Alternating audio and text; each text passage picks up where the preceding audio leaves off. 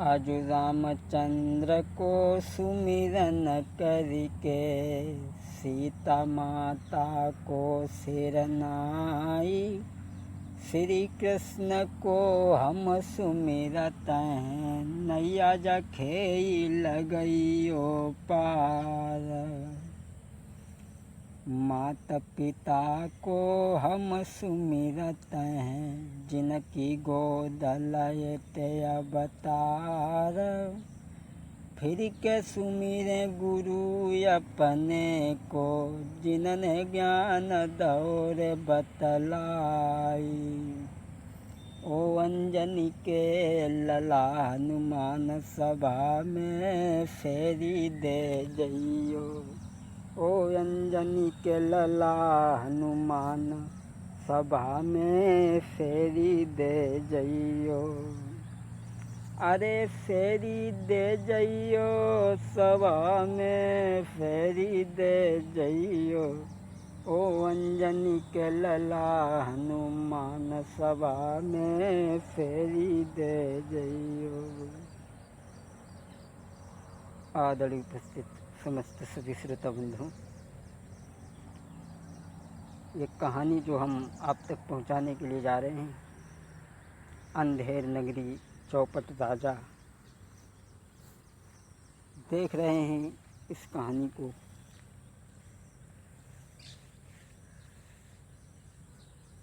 किसी नगर के बाहर एक महंत जी और दो चेला आपस में बातचीत कर रहे हैं। भैया गुरु जी ने कहा, चेला गोवर्धन दास, नगर तो काफ़ी सुंदर दिखाई दे रहा है, हो सकता है भिक्षा भी सुंदर मिले, जिससे भगवान का भोग लगे और अपना भी पेट चले। तो गुरु जी ने कहा, बेटा गोवर्धन दास, तुम पूरब की ओर जाओ, और बेटा नारायण दास, तुम पश्चिम की ओर जाओ। दोनों शिष्य निकल पड़े भिक्षा मांगते हुए। गोवर्धन दास एक दुकान पे पहुँचे तो पूछा, भैया ये भांजी क्या भाव है? तो उसने कहा, रका सेर। तो गोवर्धन दास ने दुकानदार से पूछा कि भैया ये कौन सा नगर है? कहा कि अंधेर नगरी। बोले, नगर तो बहुत सुंदर है। आगे बढ़े, एक मिठाई की दुकान पे पहुँचे। उससे कहा, भैया मिठाई क्या भाव है? बोले, टका सेर। गोवर्धन दास सोचने लगे, वाह भाई वाह, टका सेर भांजी, टका सेर खाजा और टका सेर भांजी, बहुत अच्छे। दुकानदार कहने लगा, तुम्हें कुछ लेना भी है? बोले, हाँ। बोले, नगर कौन सा है? बोले, अंधेर नगरी। बोले, यहाँ का राजा? बोले, चौपट राजा। बोले, तुम कुछ लोगे? कहने लगे, हमने 7 पैसे भिक्षा मांग करके इकट्ठे किए हैं और उनसे हमें मिठाई दे दो।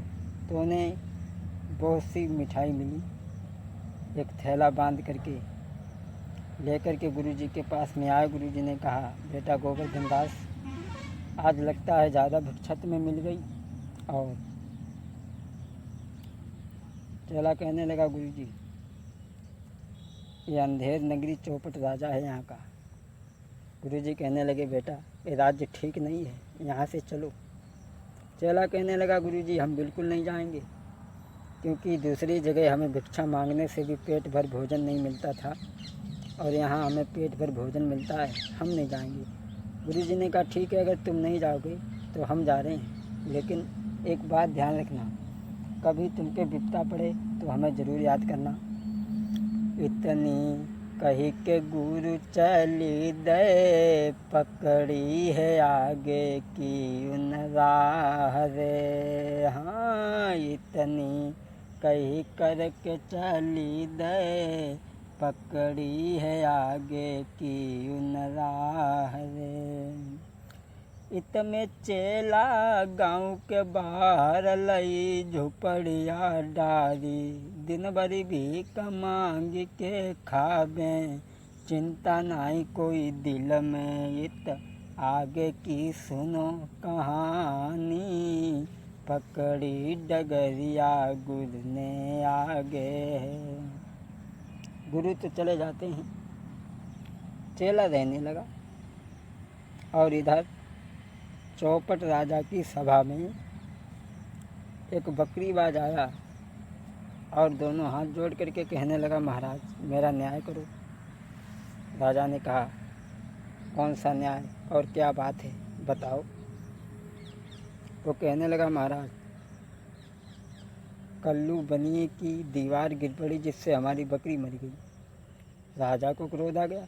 राजा ने कहा, उस बनिया को पकड़ो। बनिया आया, कहने लगे, क्यों रे, तूने ऐसी दीवार क्यों बनवाई जो उसकी बकरी मर गई। उसने कहा, महाराज मेरा दोष नहीं है, कारीगर का दोष है। कारीगर को बुलाया। कारीगर कहने लगा, महाराज मेरा भी दोष नहीं है, क्योंकि चूना वाले का दोष है। चूना वाले को बुलवाया। चूना वाले से पूछा, क्यों रे, इसकी बकरी कैसे मर गई। कहने लगा, महाराज मेरा भी दोष नहीं है, क्योंकि बर्तन बड़ा था, पानी भी ज़्यादा पड़ गया, खाल का बर्तन था।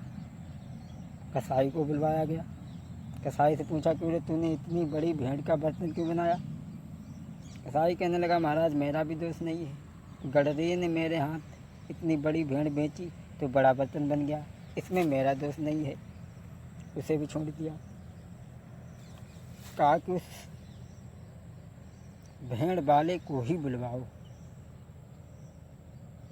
अब भेड़ वाले को जब बुलवाया है तो राजा ने पूछा, क्यों रे, एक बात बता, तूने इतनी बड़ी भेड़ बेची क्यों। कहने लगे, महाराज दरोगा जी की सवारी निकली थी, कुतवाल जी की सवारी निकली थी, इसलिए मैंने बेची। उसे भी छोड़ दिया। कुतवाल को बुलाया। कहा, कुतवाल तूने इतनी बड़ी धूमधाम से सवारी क्यों निकाली जो इसे भेड़ बेचनी पड़ी। उसने कहा, महाराज। उसने कहा, कोई बात नहीं, इसे उठाओ, जेल में बंद कर दो और फांसी लगा दो। दोस्तों, फांसी को हुक्म राजा ने दो, तब दिल में गौ घबराई है। अब जीवन की हुई है ख्वारी, नैनन से नीर अब जारी है।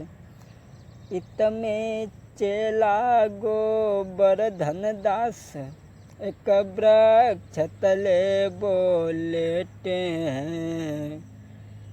गर्दनी को फंदा छोटो पड़ी गो, तब उनको दो बुलवाई है।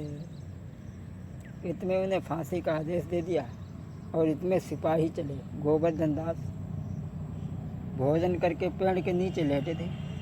सिपाहियों ने पकड़ लिया। कहा, चलो महाराज ने बुलाया है और तुम्हें फांसी लगेगी। गोवर्धन दास कहने लगे, मेरा कोई दोस्त भी नहीं है, लगता है गुरुजी ठीक कह रहे थे।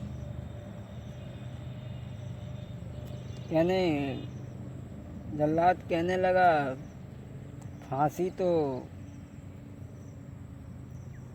उस कुतवाल की लगनी थी, लेकिन उसके लिए फांसी का फंदा नहीं आ पाया। तू मोटा पतला है, फांसी उसमें तेरी लग जाएगी। और फांसी तो किसी को होने की ही है, क्योंकि अगर फांसी नहीं लगेगी तो न्याय नहीं होगा, और न्याय हर हालत में होना चाहिए। जब चेला ने ये बात सुनी तो सुन के चेला अति दुखी भव, अब का होई आगे प्रभु जी। ईश्वर से ध्यान लगाओ है, गुरु को रो भ्रात बुलाई है।